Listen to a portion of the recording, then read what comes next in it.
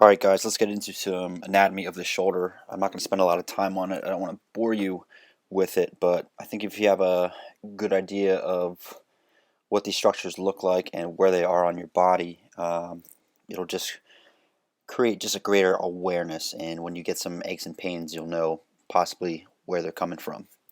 So in this program by Primal 3D Anatomy, we're looking at the front of a left shoulder.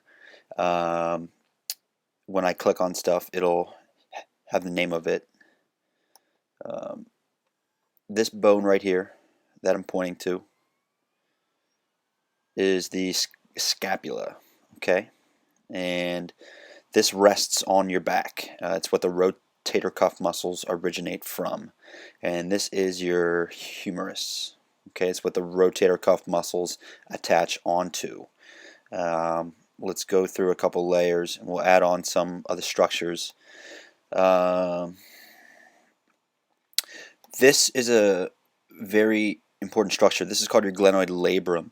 If we look at the shoulder joint, it's kind of like a golf ball on a tee. And would you guys agree with me that if there was not that little lip on the tee, the golf ball would just kind of roll off? Right, so there's a structure here called your glenoid labrum, and it's a ring of cartilage. You've probably heard of people that have torn their labrum in their shoulder, and that ring of cartilage is synonymous to that lip on the golf tee. So if this cartilage was not here, your shoulder would be very unstable. The ball here would just kind of roll off of it. So very important structure. Your bicep tendon actually inserts into the top portion of the glenoid labrum. So if there's too much stress on the bicep, you can actually irritate the labrum and actually tear it up here, which is no good. All right, let's add a couple more layers on. So like I said, here's your tendon for the biceps. All of us know where the bicep muscle is. This is one place that it inserts into. Okay, very important, as like what I said earlier. If there's too much strain on the bicep, it's going to put too much strain up here in the shoulder. Let's add on a couple more layers. There's a capsule around the joint, so you have your ball, you have your socket here, okay, and then you have a capsule around it. Capsule is just made up of a bunch of ligaments. Let's add some more layers on. Okay, so we added on a few of the muscles, and let's there's 4 major muscles that make up the rotator cuff. There's 3 on the back of the scapula, and then there's 1 that lays on the front of the scapula, which is still on your back though. I'm going to rotate this around so you can see where those are. Okay, so this is one muscle. This is the primary muscle that gets injured or torn in overhead athletes and in people that age. This muscle is called your supraspinatus.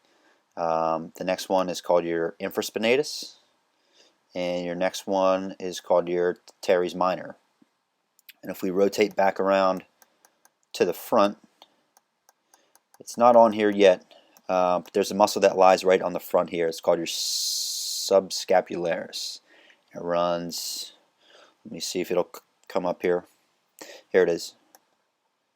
So your subscapularis runs right across here. Now, like I mentioned earlier, your rotator cuff muscles are very important.